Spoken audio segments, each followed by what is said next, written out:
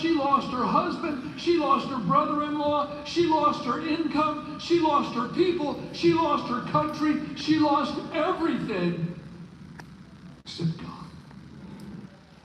And oh, she was grateful, and it brought such blessing and such richness into her life. Gratitude is so important.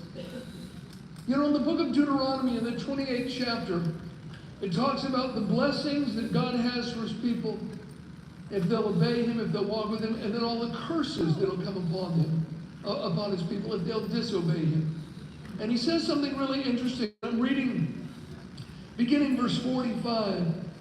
The Lord said, all these curses will come upon you, and shall pursue you and overtake you till you're destroyed, because you do not obey the voice of the Lord your God to keep his commandments and his statutes which he commands you.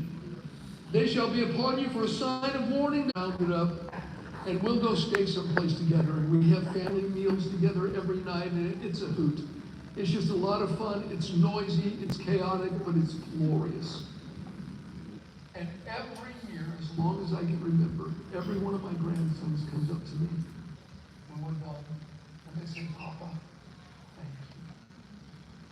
Thank you for giving us a vacation.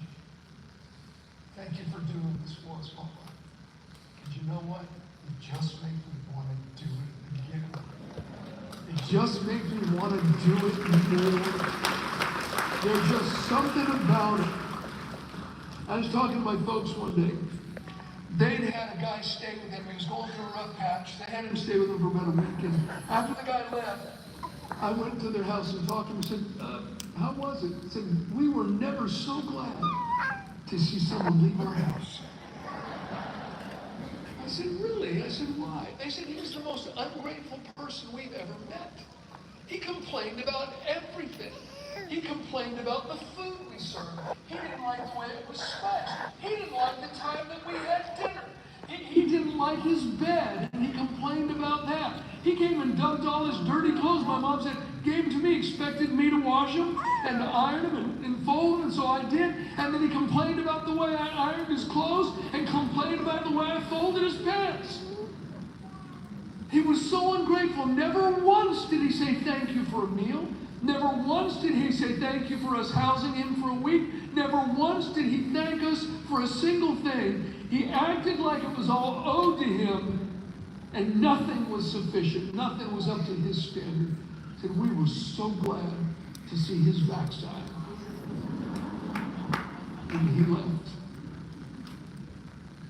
There's something very attractive about gratitude, and there's something very repellent about ingratitude. Yeah, I've shared this story before. We had one Christmas where everyone in the church that wanted to, we adopted a family somewhere that didn't have the funds to have Christmas.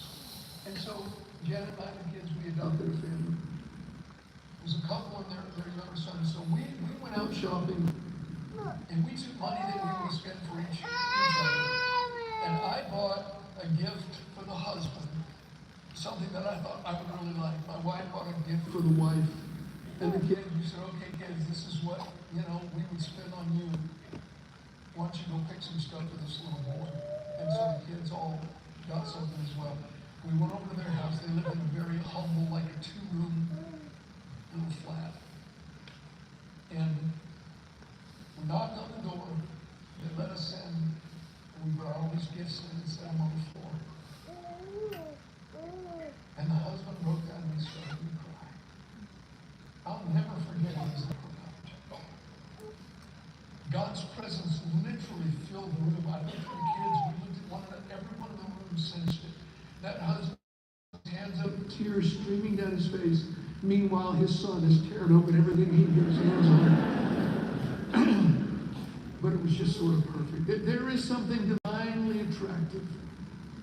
But it turned out it did something very unusual. I want to read you Numbers 31, verse 48. Verse 48. Then the officers who were over thousands of the army, the captains of thousands and the captains of hundreds came near to Moses. And they said to Moses, your servant servants have taken count of the men of war who are under our command, and not a man of us is missing. Therefore, we brought an offering for the Lord. And every man found ornaments of gold, armlets, bracelets, signet rings, earrings, necklaces to make atonement for ourselves before the Lord. So Moses and Eleazar the priest received the gold from them, and all the fashion ornaments, and all the gold of the offering that they had offered to the Lord from the captains of thousands and captains of hundreds was 16,750 shekels. Now that's significant. 16,750 shekels, somewhere close to 600 pounds of gold, worth conservatively about $12 million. Extraordinary, because they said, this is the offering that we want to bring to the Lord. But that special offering that they talked about is mentioned in Exodus chapter 30. And the law specifically stated that it was to be a half shekel of silver that you brought. Whether you were rich, whether you were poor, the rich gave the same amount for that offering as the poor did. Half shekel of silver worth about $5.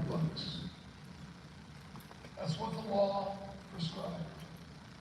And these guys give 200 times more per man of that which was prescribed. What's going on? Why such extravagance? Was it payment for God's blessing and protection? Certainly not. It was the response of a grateful heart. Once they realized the magnitude of what the Lord had done, their hearts were overflowing with gratitude. Just imagine. You know, the captains over thousands, they come to their commander to give a report. He says, all right, Reuben, how many men did we lose? None, sir. What? No one's missing. We didn't lose a man. Is that possible? Gad, give a report, sir. We're all accounted for. We didn't lose a single man. What? Issachar, give a report. We lost no one, sir.